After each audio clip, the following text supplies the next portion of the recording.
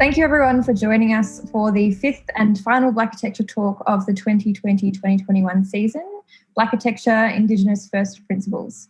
I'd like to acknowledge the country that I'm coming to you from, the Wurundjeri, Boon Wurrung and Boon Wurrung people, and pay my respects to their elders past, present and future, and in alignment with how they give a welcome and how a acknowledgement could be a response to that. I also acknowledge our purpose for being here is to have a good yarn, to talk about sort of first principles in architecture and whatever that might mean for us, and to explore a little bit about how we might be able to do things differently in alignment with the values of traditional owners and country and place and people.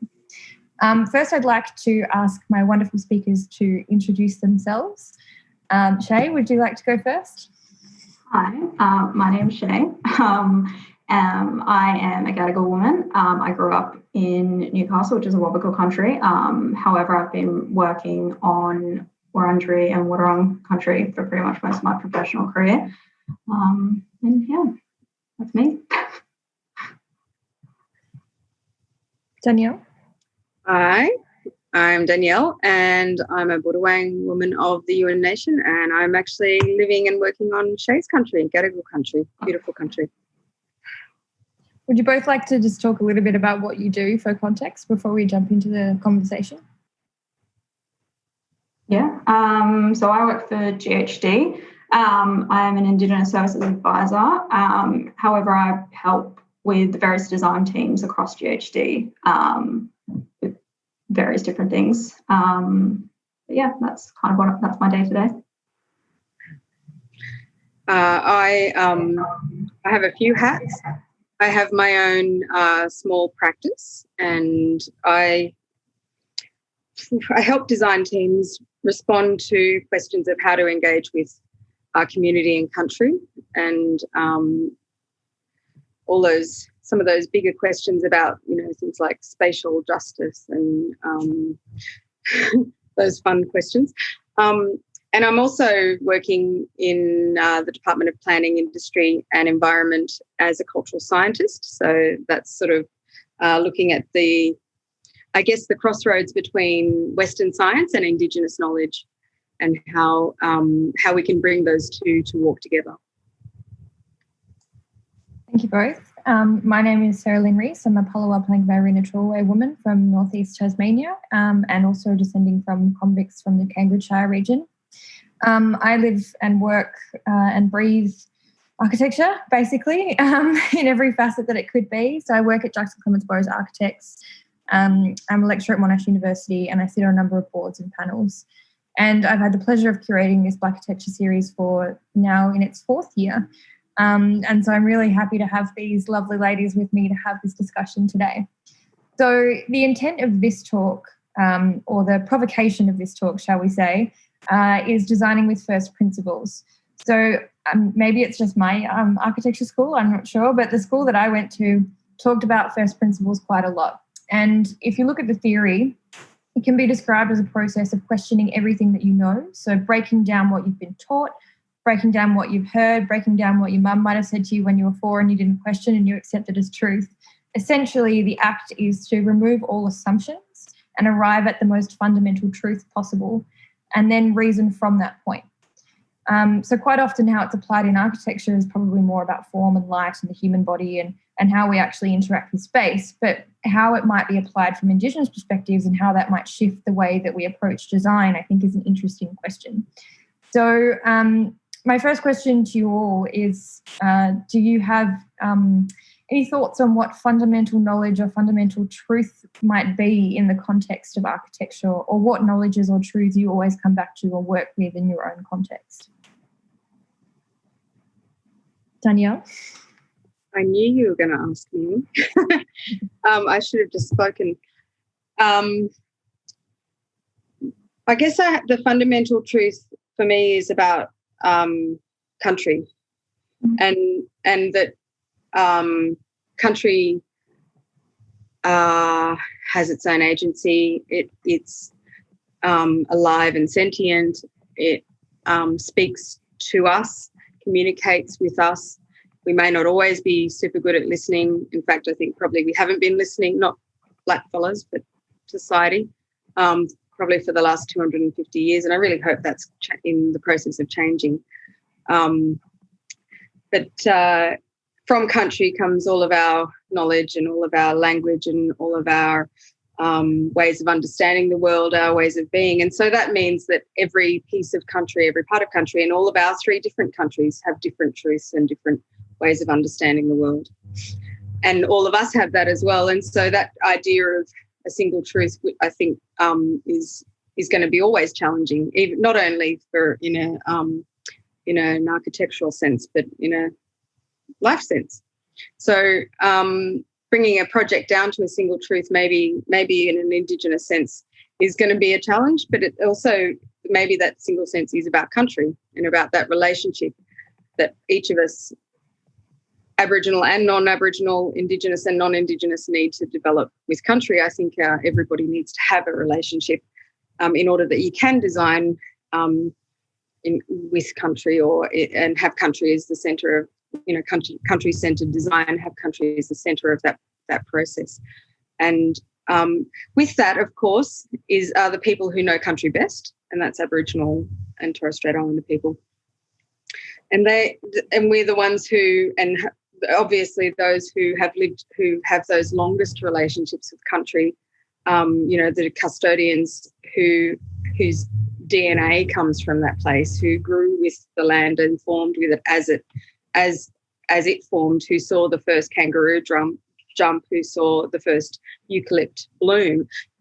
They're the ones who are going to be able to tell us the most and the best about country, about those long narratives and the deep histories. So that's the other truth that I always come back to, that in reality, I have a relationship with different places and I have a relationship with different countries, but I can't really have that deep relationship that traditional custodians have, because my DNA isn't from there, and that's the fundamental difference for me. So those are the 2 main truths.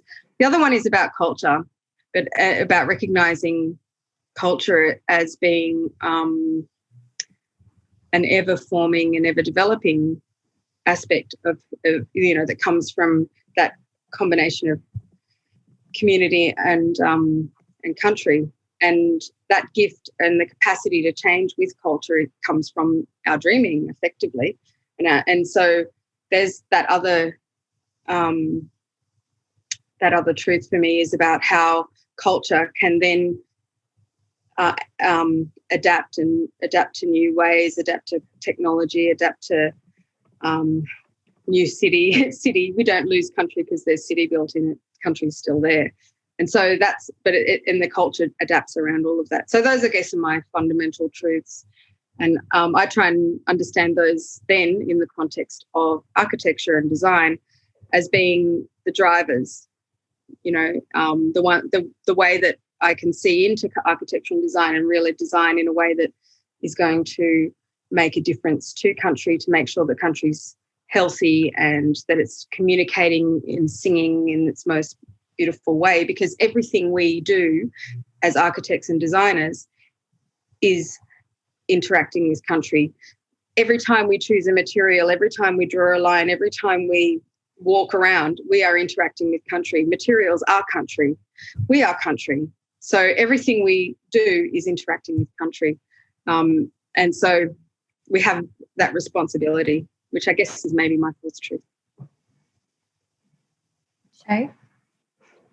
I guess from my own perspective, I suppose in an ideal world, design in Australia would incorporate and consider the deep history of Indigenous occupation of this country, but also Indigenous voices and our knowledge systems would essentially shape our places, spaces and our design experiences. But that stems from our relationship with country. And I think it needs to be understood, and I think it also needs to be accepted that what works for one won't work for another.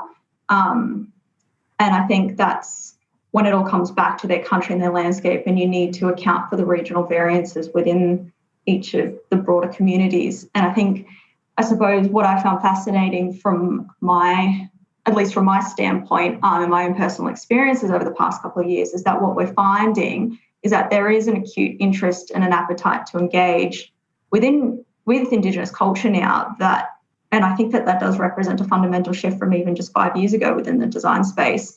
But what I've also noticed is with that interest comes fear, and not fear in the sense of getting it wrong, but fear in the idea of that this Indigenous empowerment is somehow threatening. No, it's not, because you empower the community. Well, essentially, you empower the individual, you empower the community, and they know what's best for their country. So I don't think that it's a one size fits all. I think it needs to be understood that when you're working with Aboriginal people and communities, they really need to redirect the focus to a relational model rather than a transactional model. And you need to develop that rapport before you even entertain the idea of a project. And I think you really need to sit down with the traditional owners of that specific group or the elders. And I think that too goes for me. I'm not from every other community. I'm from one community. And so I need to practice that as well. And I think that really is as necessary as it comes and as fundamental as it comes. Do you think there are ways that localised fundamental truths, we've had this sort of conversation before, the idea of a truth is truth in the context of the moment. And as that moment passes, it changes. And that sort of, in case in point, we talk quite often, we see I've started 3 sentences at once, as my usual MO. Quite often we see assumptions being made that have been made in the past based on a truth that might not be true for every community now. The classic one being that you can't show images of deceased peoples. For some communities, that still holds on very true, and it's very significant and very important. And for others, it's no longer a consideration. There are different ways to celebrate that person's life, and there are just different understandings about what photography means and how your spirit sort of moves through. And all of those are sort of relevant to the context of that conversation. So I wonder if you could talk a little bit about maybe some common assumptions or misconceptions that you've come across when working with non-Indigenous peoples or even other Indigenous peoples. I won't ask you to talk about specific situations because that's not nice. But just some ideas about what these common misconceptions or assumptions are that really put up barriers to being able to start with country as the centre of design or the centre of the truth about how we should be designing. Shall I go? I guess there is the assumption of all of us being the same. Mm-hmm. And then there's the other extreme that we're all so different that there's no similarities, which of course isn't true either. We had, like my language from the South Coast has so many similarities that the language that Shay's ancestors would have spoken, that it's pretty clear that, and actually I'm related to half the people here in La Perouse in Sydney because our family's all intermarried. And of course, when the colonisers arrived in Sydney, they fled to family, which was South Coast. So those relationships between communities aren't really well, I guess, understood. And that there is such a thing as an Aboriginal person. That's a name that was given to us is another misconception, or an Indigenous person. Those are basics, though, and hopefully people are getting beyond those. The other ones that are sort of a bit more nuanced are things around boundaries, that a site has a boundary. That's a complete misconception. Country doesn't end at the end of a site boundary. Country doesn't understand boundaries because that fencing or the edge of a road or the edge of a building or the edge of a site doesn't exist for country. Just like it doesn't exist for any other being except for humans in reality. An ant that's walking across a site isn't going to stop because it's like, oh, there's the edge of the site. Yet that ant has as much agency and right to be there as a human does. If you're really talking about about country and all of the beings of country and the creatures of country having, and not only creatures but flora, fauna, rocks, air, breezes, fire, all of those have a right to be on country. And so understanding that a boundary is going to stop that is sort of, it's a bit, I find it a bit sort of a strange way to think in a way, and that you can design only for within that boundary and understand and think that there's a single story that's going to be the right story that you can then suddenly magically have and design for that story. That's also not how it works, because even understanding that many groups have relationships with place, and those might be really different relationships and different names and different purposes, and therefore different needs and design outcomes as a result. Whether or not you can speak to all those people is another misconception, because even probably all of us on this panel will say how busy we are all the time, and we're not. I'm not that important. Yet, can you imagine how busy our elders and knowledge holders are? They just run off their feet. So, how are you? And I'm lucky enough to get time with mine, but how are they expected to respond to all the requests that they've got? So I guess that's another misconception, that you can just sort of rock up and they'll have time to talk to you, because they don't even have time to talk to me. I've been waiting for 2 months from people that I know, let alone people I don't know.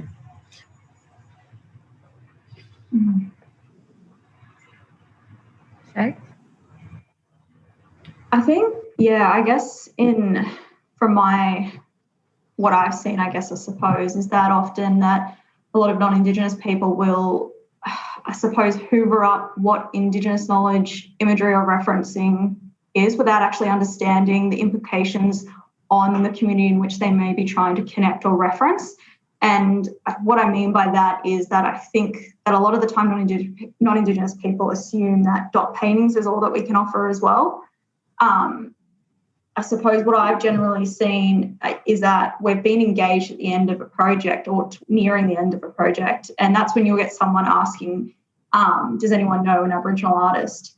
And what that, I suppose, does is that it really emphasises that we're an afterthought, as well as the outcome is not meaningful at all. But for me personally, it also reduces the architecture, the landscape, or the urban design response to just being an artwork on a wall. And I think a lot of the time as well, people have a hard time differentiating between between art being Indigenous design in a built form. That's my own sort of view on it as well.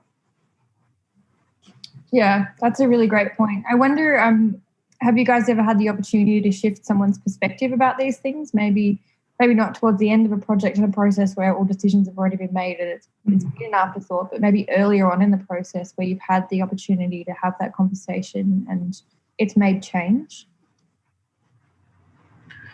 I haven't. Go ahead, Shay.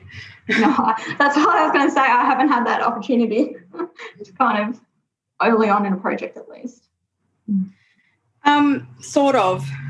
I think sort of is the answer. I think I'm never brought in early enough. And that's not a criticism for the people that I work with. That's a criticism for the processes of architecture and how architecture is commissioned.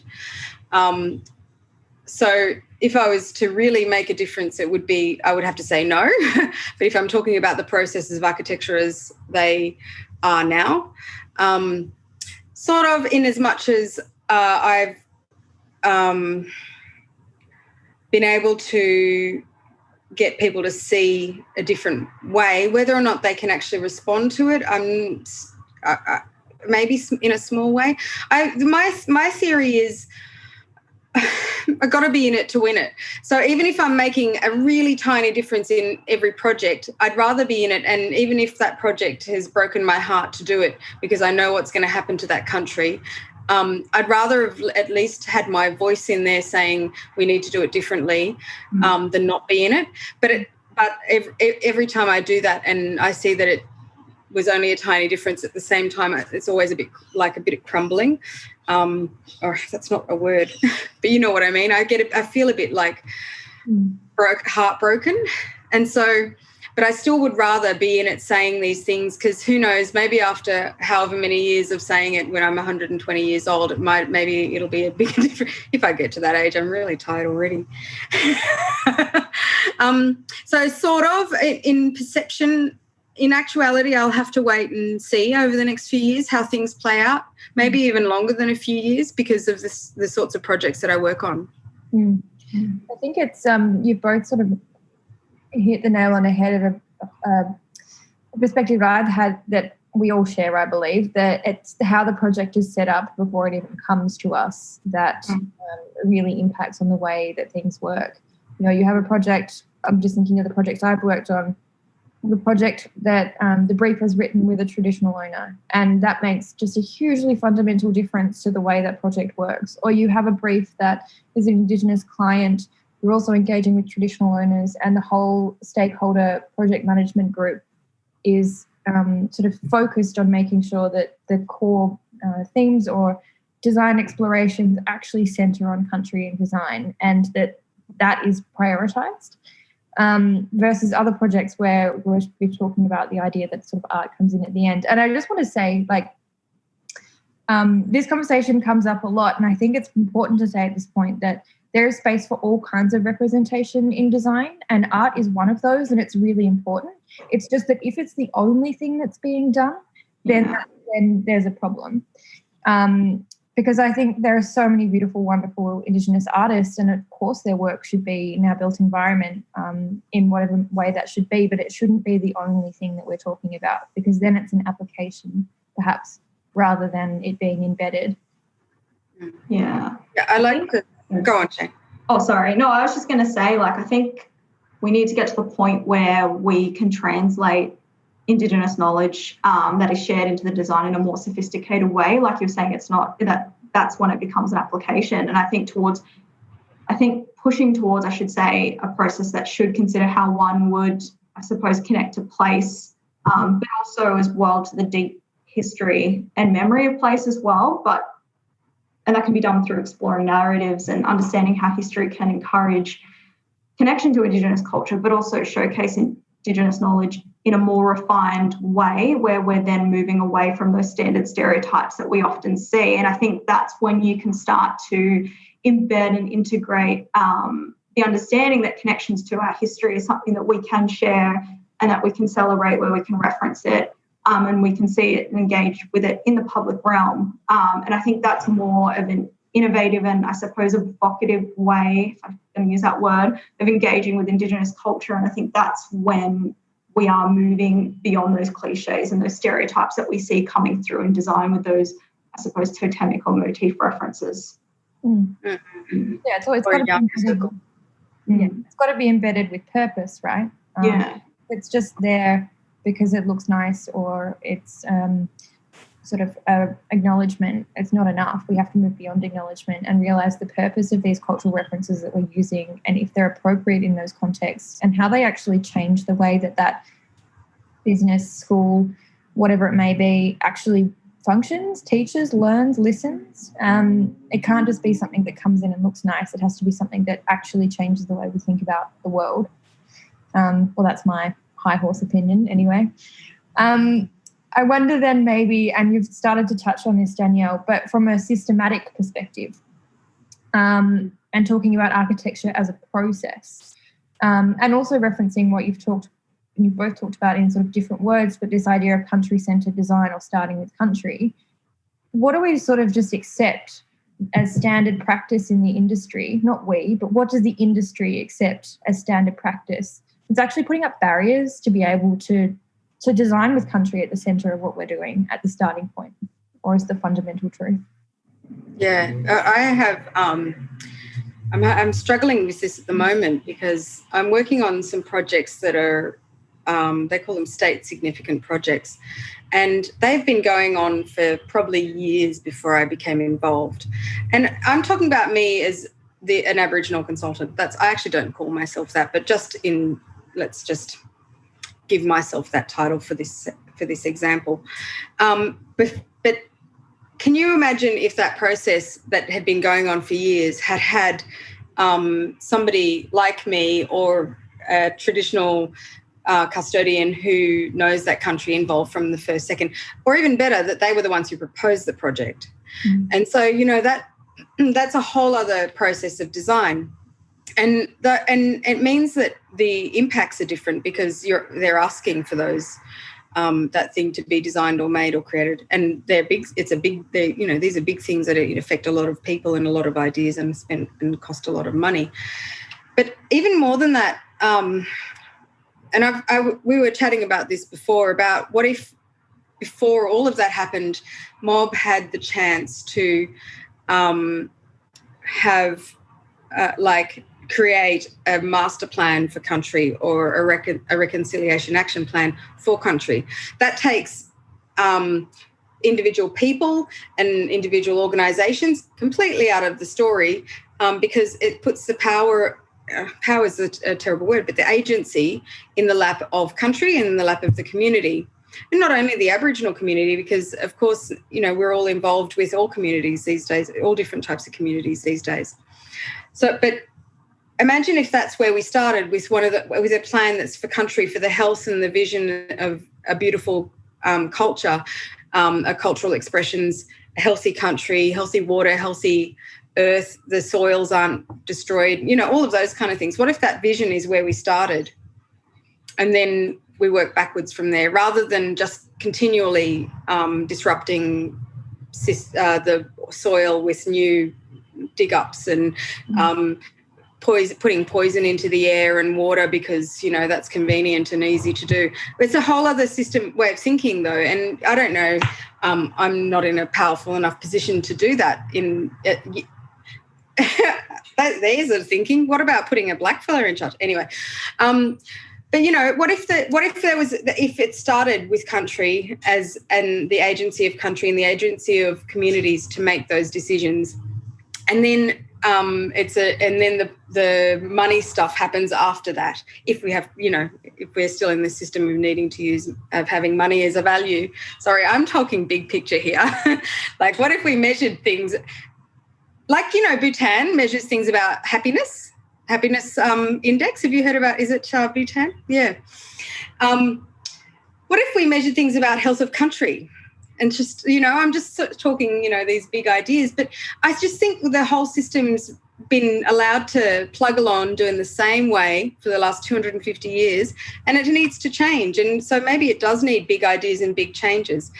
Within the system that we've got, though, just having a reconciliation action plan that's for country, that whoever walks through an organisation engages with whatever organisation they come through, that care of country plan stays there, and it evolves and develops and keeps visioning new futures.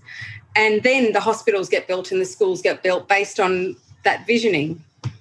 It feels very reactive at the moment, and I guess I'm trying to see whether it could be proactive. In terms of other systems, it's things like time stuff for me. Having enough time to talk to the right people, having enough time to make my own connection with place, because I don't know how I can possibly design for a place without having a relationship with it.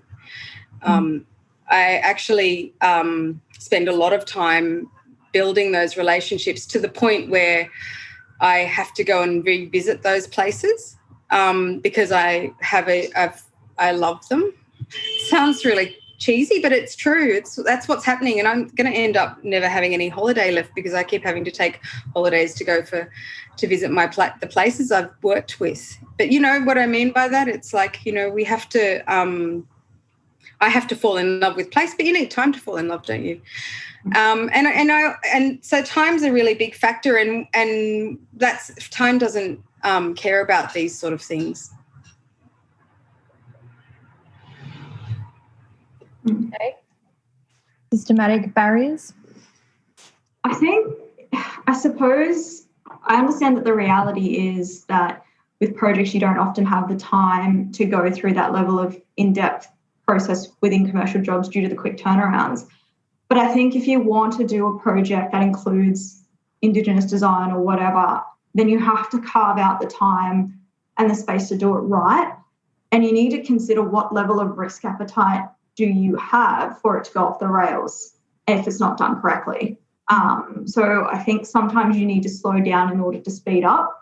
And if you get the process right and you put in the contingency and the elasticity of time, you can manage those expectations and that risk, I think, and then everyone is then brought on that journey to deliver something that's far more responsive.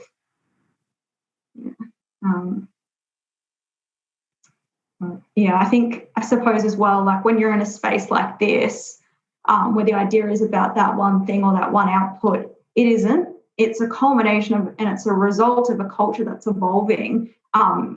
It's not static, and neither are we as people. And I think there really needs to be, I think there is a real need to value Indigenous knowledges, because all projects in Australia are built on Aboriginal land. So therefore every project has that opportunity for repair or to tell stories in whatever way you can, right? And I think that people need to understand that Indigenous input has tangible benefit.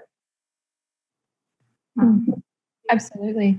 I often find it a fun thought experiment to think about overthrowing the system, of course. But if we couldn't overthrow the system and we figure out what points in the system we could actually influence to make change, I think that's a really interesting thought experiment. And I've mentioned this a few times in Blakitecture talks this season, but we have referral bodies in the planning process, here, so Melbourne Water, all those kind of groups. Why aren't traditional owners referral bodies?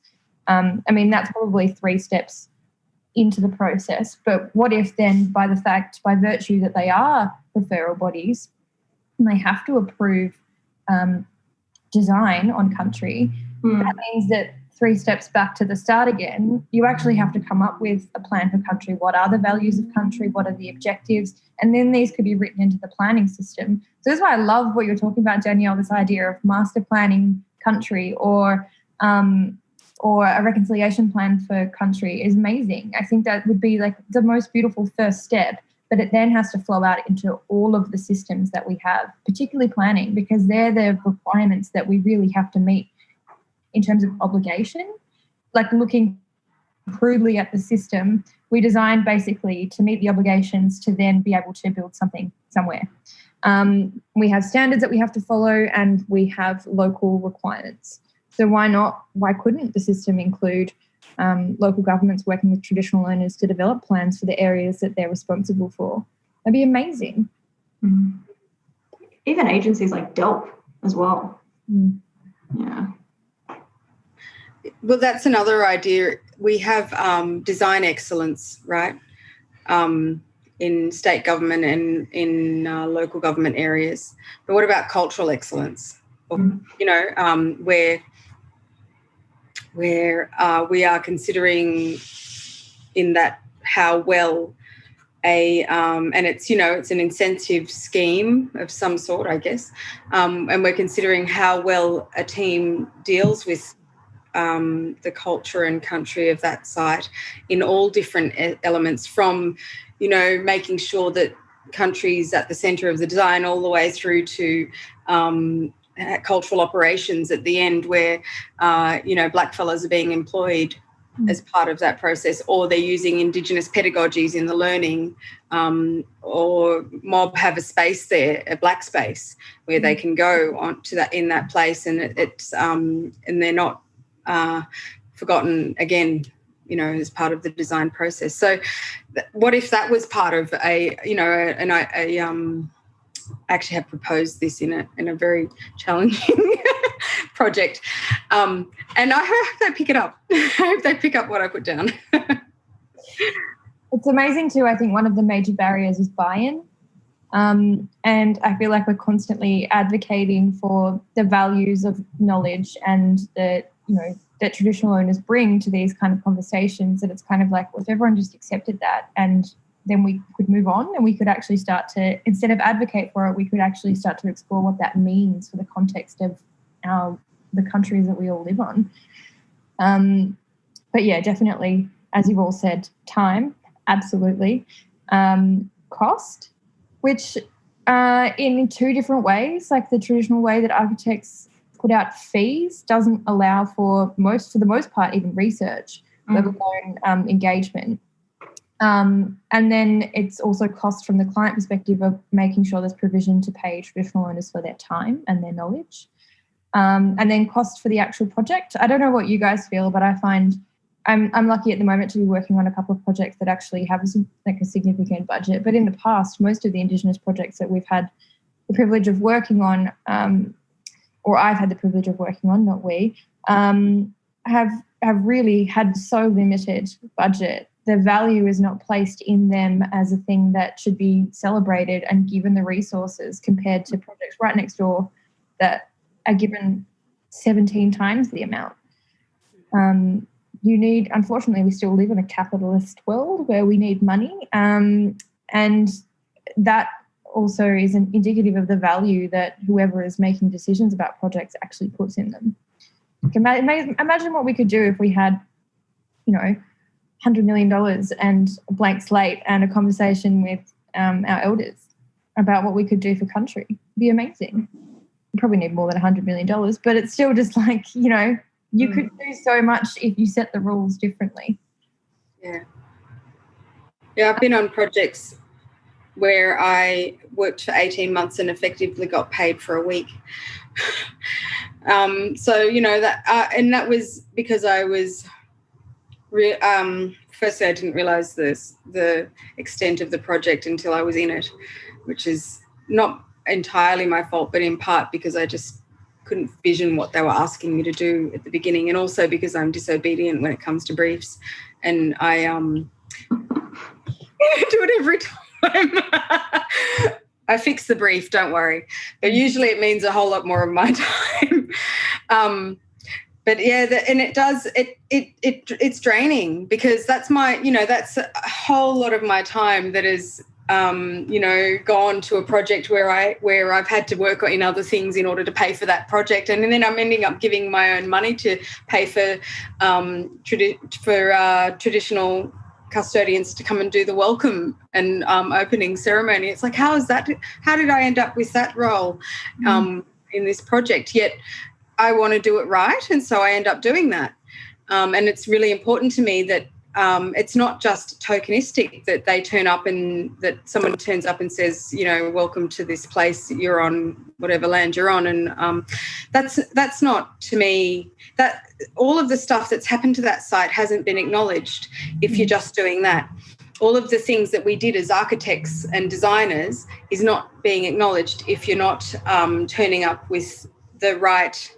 Like, that's the last point, the opening. But if you're not turning up even at the opening with the right people there, then all the stuff that's happened in that short history, but let alone the deep history, that healing that they can bring when they come there and do their work is so important. And so budgeting for a decent opening that includes, especially when it's a place that has Aboriginal values for whatever reason, you have to at least do that with at the very basic, But please don't. Let's not do that anymore. Let's please start to work on a whole other way where there's an Indigenous underlay.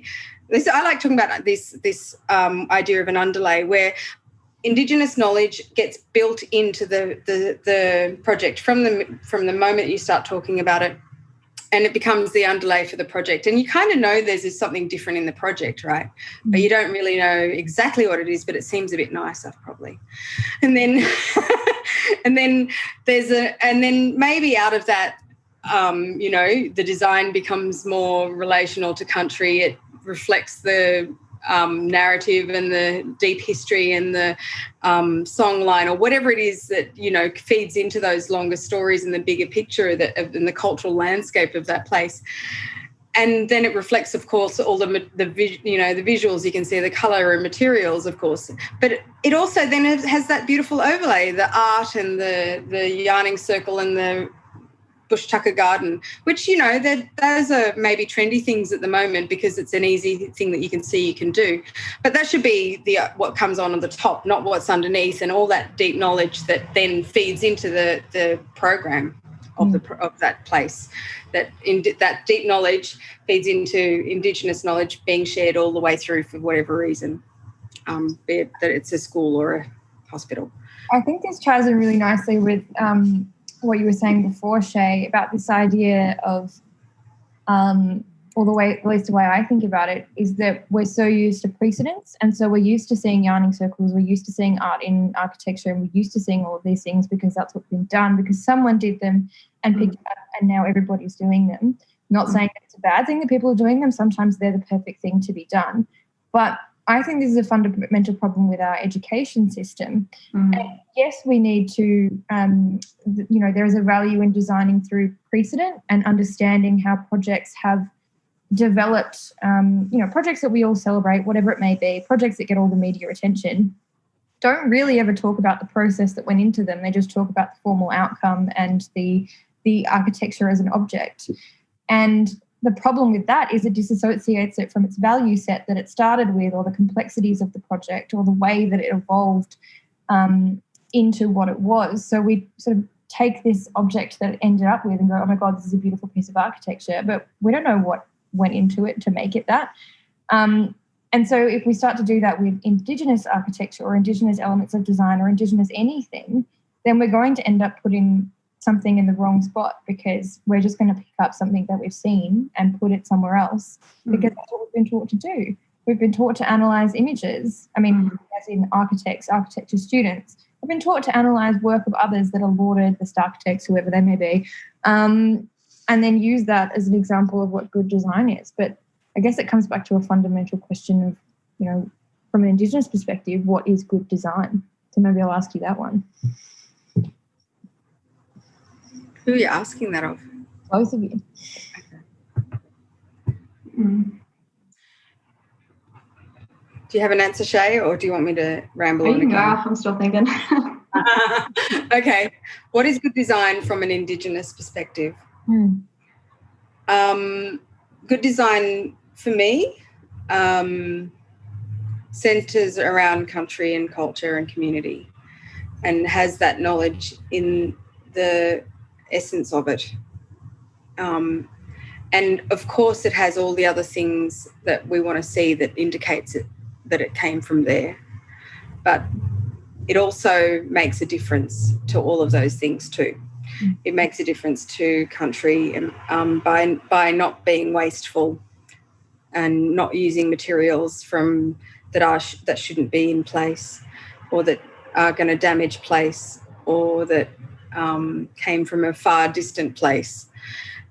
That it also probably has a whole other level of sustainability that I was trying to think about. This is a problem I've been trying to understand in terms of how my elders talk about sustainability, and it's a whole other level that we don't do in the built environment yet. And I'm still trying to put it into words of what that level is, because we haven't imagined it yet in architecture. We haven't even started to imagine it. We're just so far away from what is sustainable architecture still.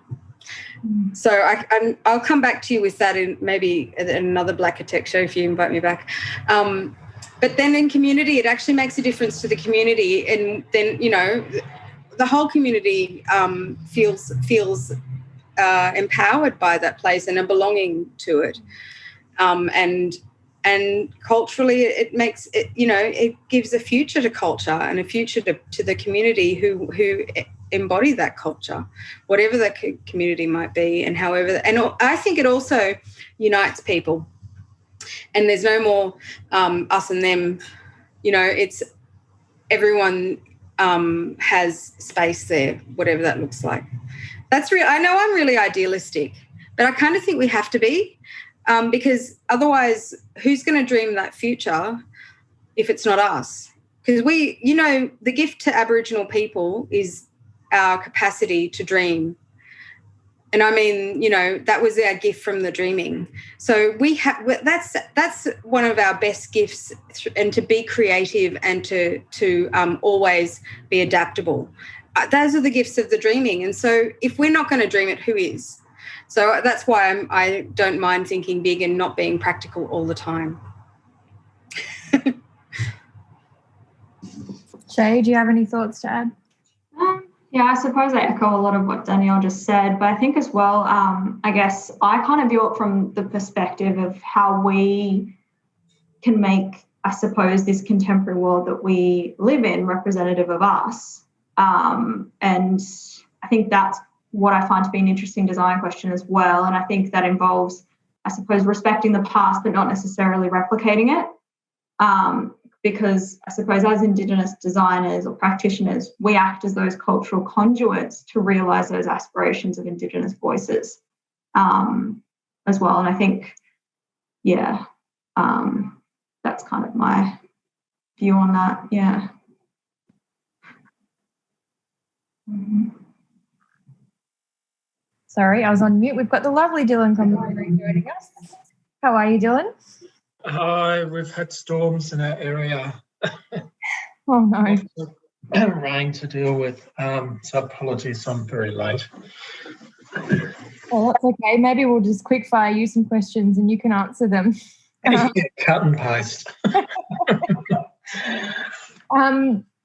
Well, I guess I'll jump back to maybe a couple of the first questions and see if that inspires new conversations. But the context, as you know, Dylan, of this conversation is around the concept of first principles, where one could interpret that, well, the theory of that to be to remove all of the assumptions and questions that you have, to remove all of the assumptions that you have by questioning things that you've been taught and you've just accepted, or that you have seen other people do and have just accepted, and actually arrive at a place that is the most fundamental truth that you possibly can, and then reason from that. And so we've been having the yarn so far about, what do we think is fundamental knowledge? Is it possible to have fundamental truth?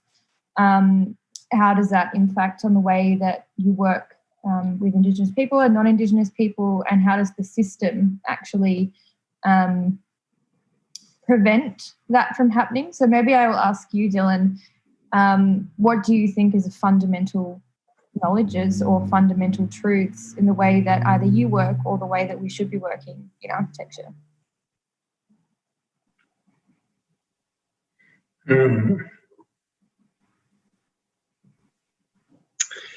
Look, I think the truth, like everyone has their own truth and they speak their own truth. And that's very much shaped by their nurturing and their upbringing and the cultural values that their family bestows upon them. And then it's reinforced by your experience and your testing of that cultural framework, certainly in your formative years, but then in the context of our journey through our professional career, that's been borne out through another set of cultural frameworks and conversations with different communities that sort of shapes your identity in a different way than you might have otherwise have had if you'd stayed on country. So for me, I've moved off country. A lot of us have. And so I have a sense of connection to a lot of places. I have my home country connection. I have a country connection now with Sydney, where I live and work. But also I've had profound experiences on country through the projects that I've worked on with community throughout New South Wales in particular. And, if you're open to it, country kind of sings to you always. And so therefore, in order to obtain, I suppose, one's truth, it's to be open to the possibilities of, receiving that knowledge, in this instance from country. And we are part of country, so therefore your peer group and your community support is another way for you to find it. And so ultimately it's about, once you've connected with that knowledge or you've connected with those points of country, then it's how that best sits with you as you go forward. I don't know if that makes any sense, but in my head it did. I think it's echoed a lot of similarities between how Danielle and Shay both answered the question too. I don't know, Danielle and Shay, do you want to say anything, add to anything that Dylan said? We're a little bit out of order now, Dylan, sorry. No, that's all. We sort of you kind of said what we've said, but in a really beautiful way, Dylan, and less verbose than what I said it. So so I'll let you keep talking because I've said a lot. But I agree with you about needing those multiple connections to country wherever you are, and that's a very rich and beautiful experience when you work towards that, and it makes even in the middle of the city life really rich and connected. Dylan, maybe I'll just fire some more questions that I've already asked to you. One of the questions that we talked about earlier were about common misconceptions or assumptions that you come across working with other people, and what barriers they actually put up to starting with country or starting with this fundamental truth of connecting to place and connecting to country in design. So I wonder if you could talk a little bit about any of those that you might have encountered and perhaps how you might have been able to shift people's perspectives in the past. Oh, God. That can be answered in a few ways through a few time periods. So, you know, not that I'm that old, but I've had a few years kind of behind me. And when I was much younger, there was a time where, you know, nobody who wasn't Aboriginal had heard of country, and there was a very particular perception, I suppose, of what an Aboriginal person should be, and I wasn't that. You know, I wasn't down and out. I wasn't, you know, I was educated. I was at university. Quite often I was above, you know, the middle of the pack. I often had non-Aboriginal students come to me and ask for assistance with assignments and so on and so forth, and then find out, or they find out later that, you know, I have Aboriginal heritage, and it's like they say, it can't be so. You can't be Aboriginal because, you know, you're too smart.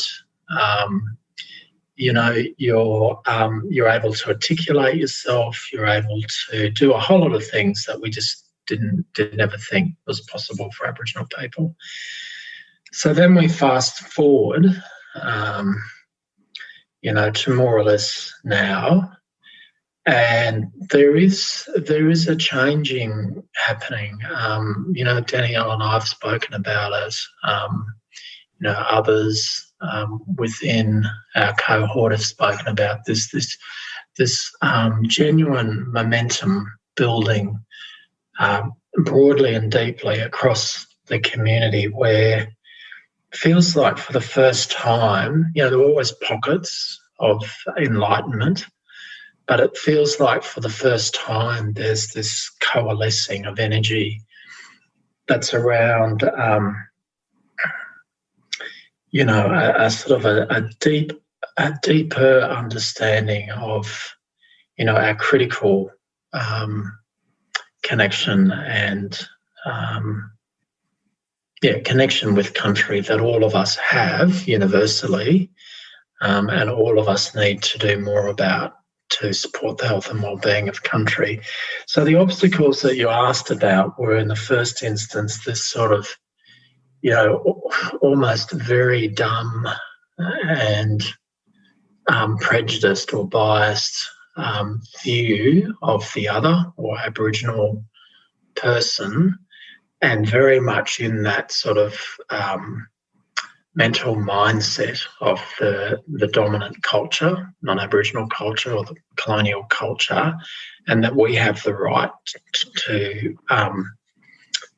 succeed in this country. We have the right. Nobody else has the right. They are there to serve us.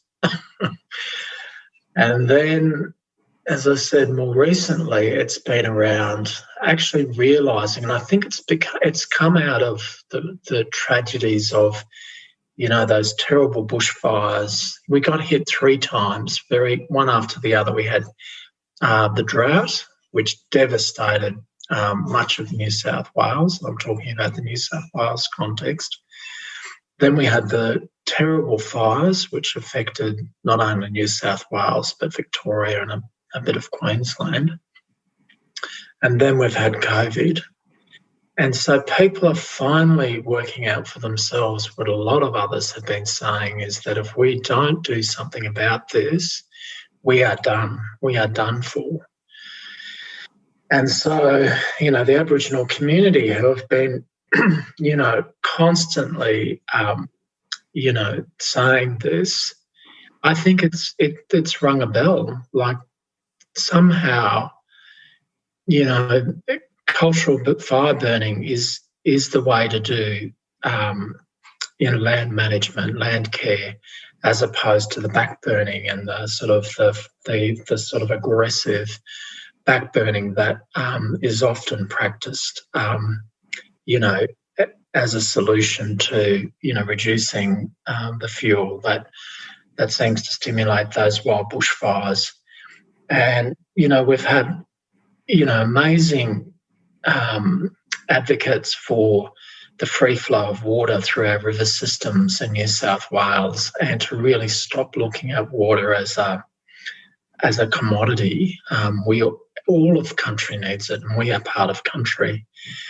And so how do we allow those waters to go from the head, the source of the water flow, right through country to its final destination? And the COVID is the result of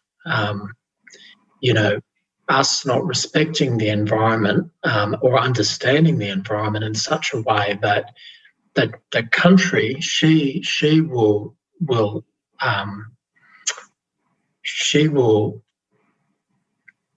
assert herself onto us to say, look, I will win out every time here unless you kind of get with it. So what the obstacle has been in understanding country or culture is the science, or the Western kind of knowledge system that's prevalent in our school system, our education system, and mostly around the world, is understanding that culture and science are both generated from knowledge. And it's how we can find the common ground, which is kind of really listening to the environment, or what we call Mother Nature or Mother Earth, and learn from that to help support her, so that in turn she will support us.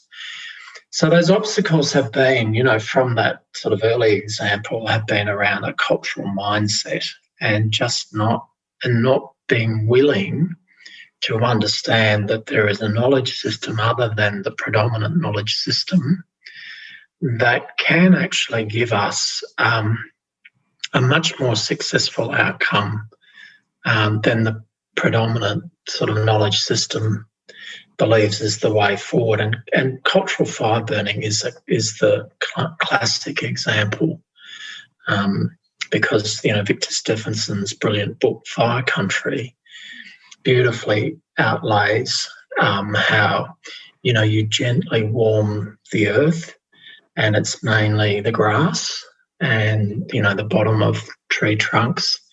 You keep canopy intact for the habitation of the animals that rely upon that canopy, and the canopy provides shade to retain the moisture within the soil. And the opposite is the backburn, which just obliterates everything. So look, I think those messages are getting through, and it does feel like, through particularly those key, events, natural events, that people are saying, we have to look at a different way in order to continue on. That's heavy. It's it is heavy. It's also it's an interesting point, because sometimes I think people respond to that as fatalism and go, oh well, what's the point? We can't change it anyway. And it actually, the converse of that is it gears people up to go, actually we need to do something. And so you sort of hope that most people don't fall on the fatalism side and actually start to think about their own responsibilities in this context and what we can all do. A lot of the things you've said, again, tie back into things that we've been discussing, but I wonder, Danielle, you talked about cultural science before, and your role and what that means for you in the way that you work?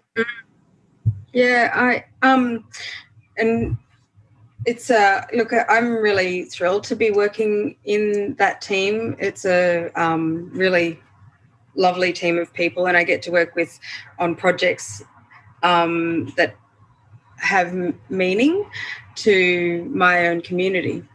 And it's a young team though, and half black fellas, which is really nice. And we're still working out, what does cultural science mean in a way to us. But the best way that I'm describing it at the moment is that it's helping communities vision a healthy cultural future for country. And can you imagine and part of my job is walking country, can you imagine a more beautiful job to do?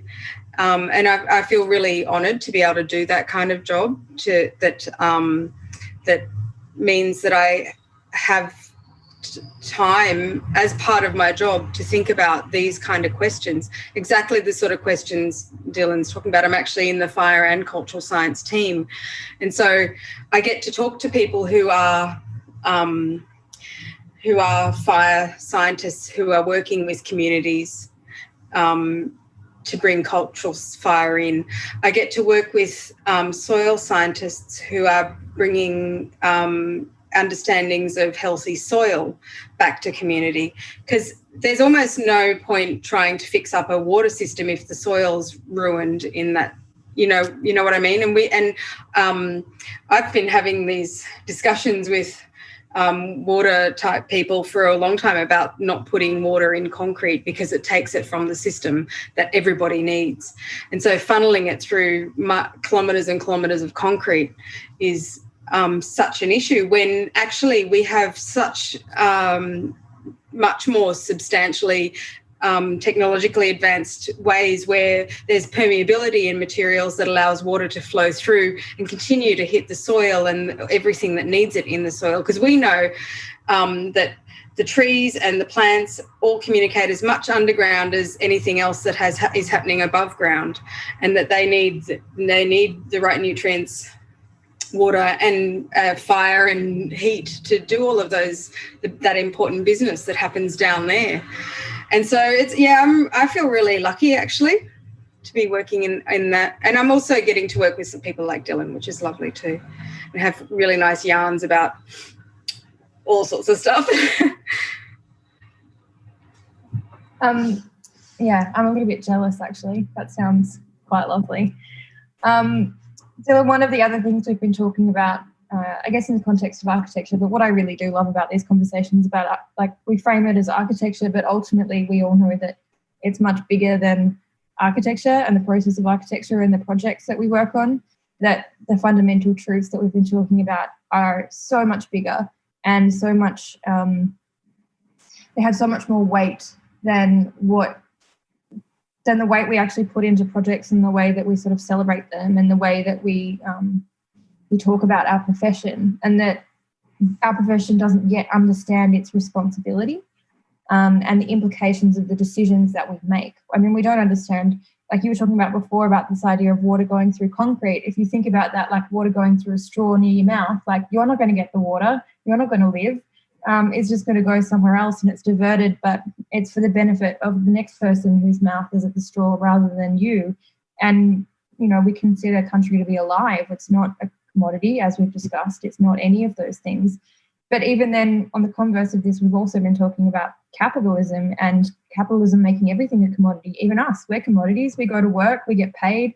But hopefully we can work in a way that is for the benefit of something that's bigger than the job that we've been tasked with.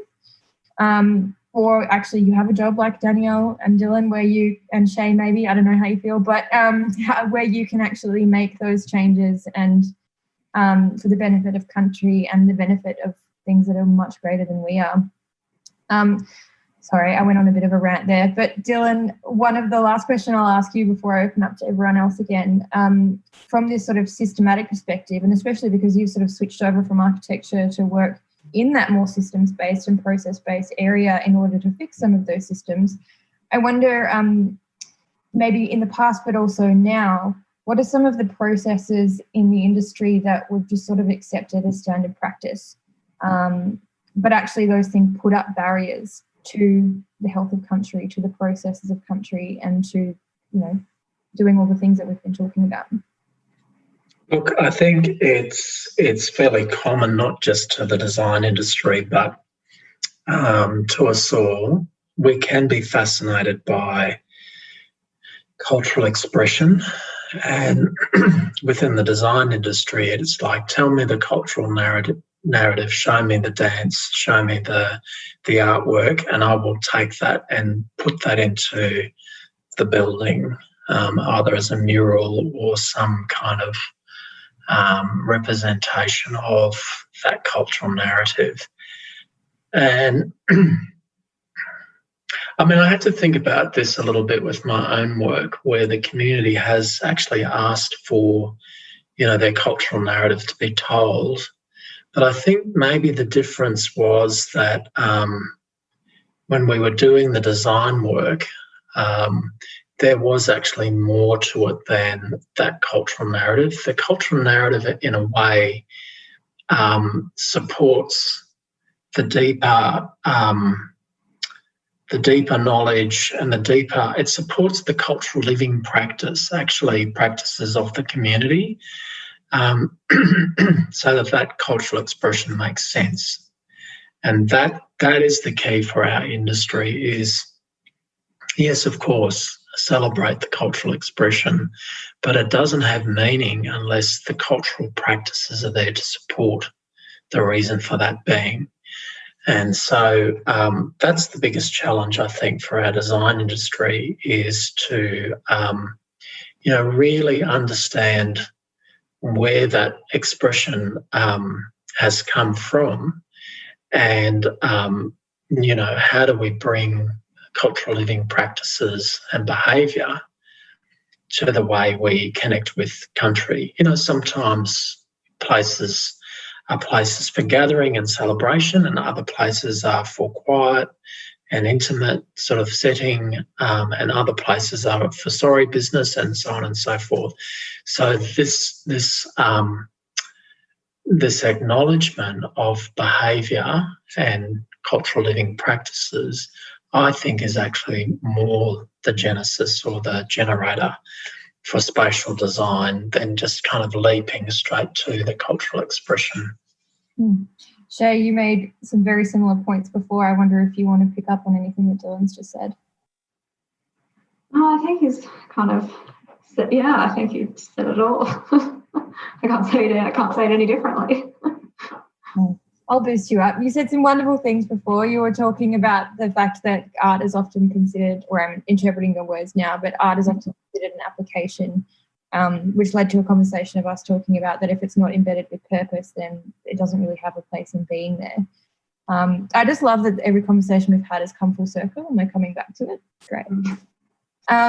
Maybe a question for all of you, as I realise we're getting close to the end of our time. Thank you all for joining me. But what are some of these alternative practices or ideas that you put into practice that you think that other people should be putting into practice, both Indigenous and non-Indigenous? And I recognise, obviously, that that's location and context specific, but are there any sort of high-level things that we should all be doing?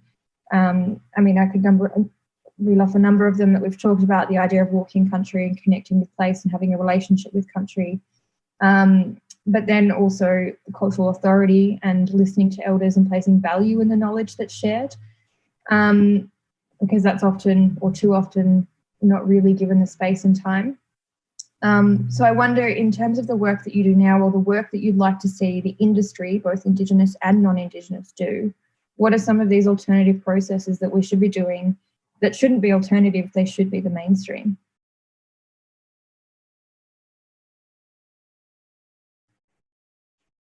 I'll do what I do with my students' little dance until someone talks.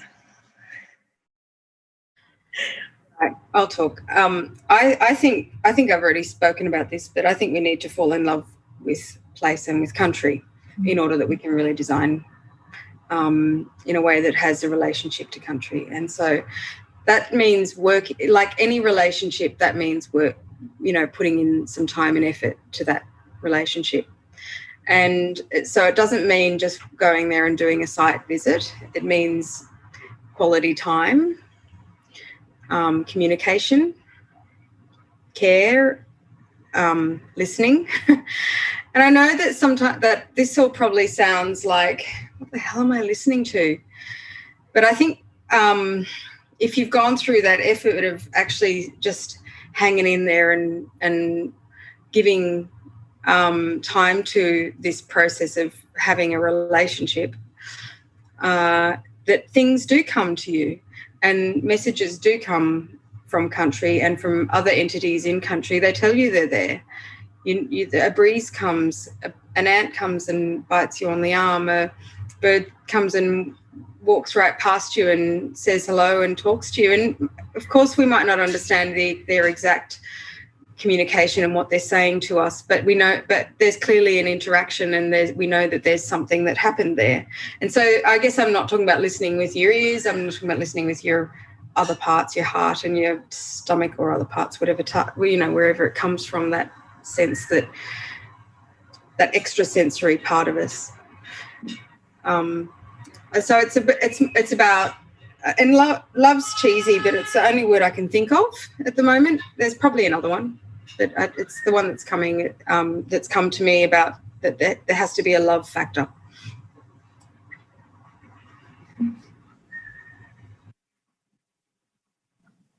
Yeah, we beautifully said, Danielle. And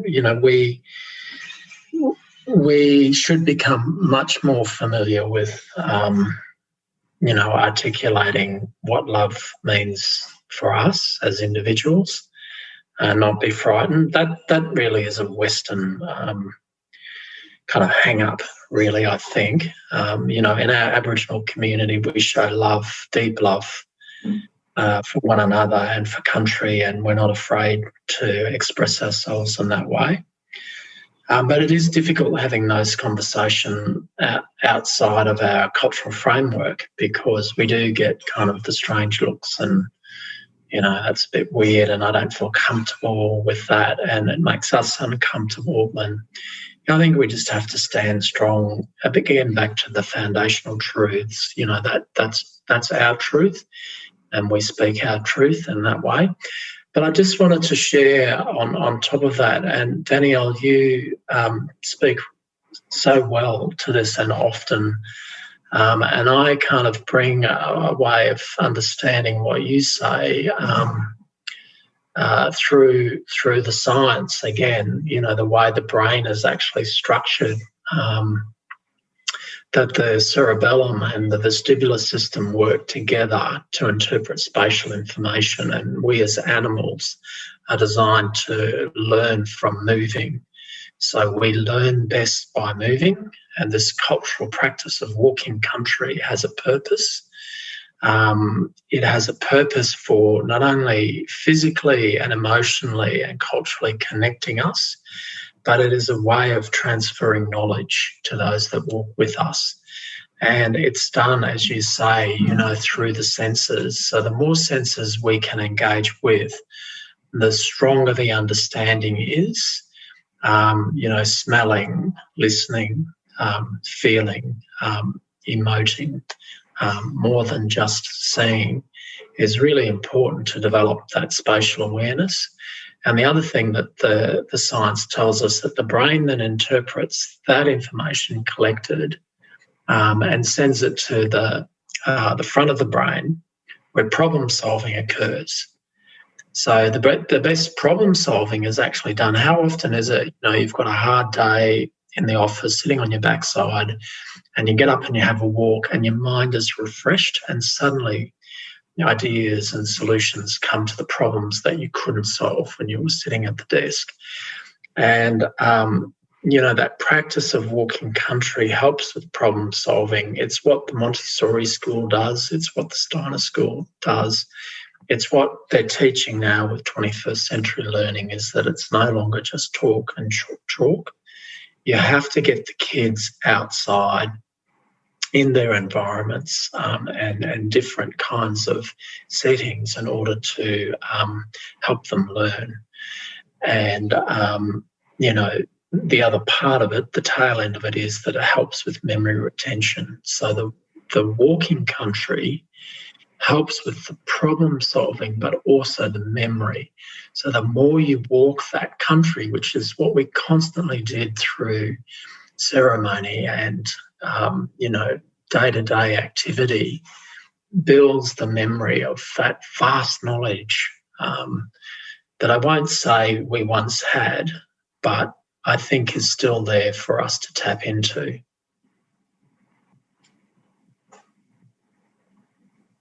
Also a little bit like location-based memory too. If you walk one place once and you walk it again, you keep adding to that knowledge, but also brings back the memory of the time you've walked before it, or maybe the time our ancestors have walked that place before us.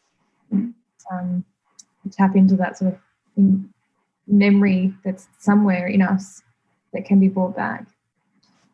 Shay, do you want to add anything in terms of what you feel maybe some more alternative processes that perhaps you see in your workplace, or not specifically your workplace, but places around you or practices around you or people around you that you wish that they did differently, or different ways that they could approach design or architecture or centering country and design? Yeah, I guess touching a bit more on what Dylan and Danielle have said, I think, if you take the time to delve in to understanding place and space and have those conversations, I think you are really going to have a much richer experience and a much richer understanding. And I know from personal experiences, from conversations that I've had with TOs and that sort of thing in and around Melbourne and the different areas, it's not an ordinary meeting. It's like a 3 to 4 hour discussion. And I think it's the most valuable time where you can spend on projects.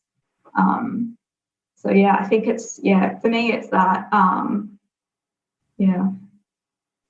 I might move to wrap us up, but I think we've rewritten the rules of design and architecture and process now. We're going to abolish capitalism or the concept of commodity.